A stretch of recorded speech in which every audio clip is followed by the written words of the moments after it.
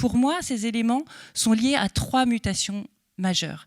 La première, c'est la question de la mondialisation. Si vous le permettez, j'évoque les 3 mutations, je les développe un petit peu et puis je vous laisse à nouveau la parole. Ça permet juste de développer un tout petit peu la pensée.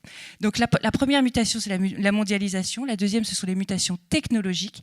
Et enfin, la troisième, c'est un nouveau mode de management qui est apparu depuis, je dirais, une quarantaine d'années. Toutes ces mutations remontant à la fin des années 90 en gros.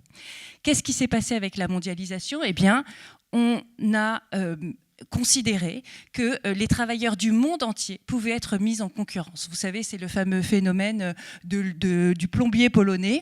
On a pu, pour les travaux, en tout cas, ne nécessitant pas trop de formation, eh bien, faire appel à des employés étrangers pour réaliser des tâches lorsque c'était moins coûteux pour les entreprises. Donc, rappelez-vous, ça n'est quand même pas si loin, il y avait ce sentiment que les travailleurs, mondialement, étaient mis en concurrence les uns avec les autres. Deuxième phénomène, la question des mutations technologiques. 3 mutations essentielles, la digitalisation, la robotisation et, je dirais, l'émergence de l'intelligence artificielle.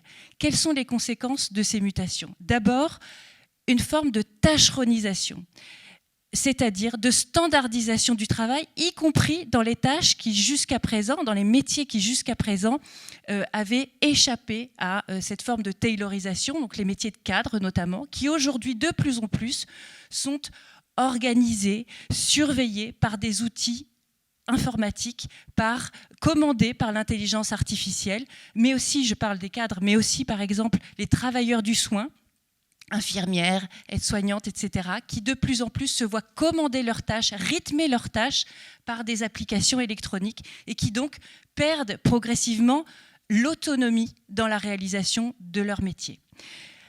Également, lié à ces mutations technologiques, l'émergence du travail indépendant avec notamment l'apparition des employeurs qui sont les plateformes, Uber,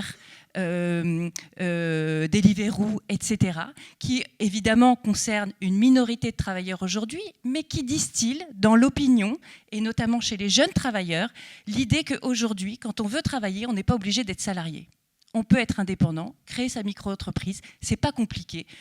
Soit on devient livreur, soit on crée sa micro-entreprise et on effectue un autre métier, peut-être même plus valorisant. Mais en tout cas, le travail pour les jeunes aujourd'hui est sous l'influence, à mon avis, des plateformes, notamment, ne se confond plus avec l'idée du salariat. Ça, c'est un point très important. Et enfin, dernièrement, le néo-management, c'est cette forme de management centré sur les chiffres, sur les résultats, mais aussi sur l'individualisation des salariés, individualisation de la négociation des fiches de paie, individualisation du variable dans le salaire au travail, qui fait que de plus en plus, on a, depuis une quarantaine d'années encore une fois, cassé les collectifs de travail et que les salariés se sentent, même quand ils travaillent en entreprise, de plus en plus en concurrence les uns contre les autres.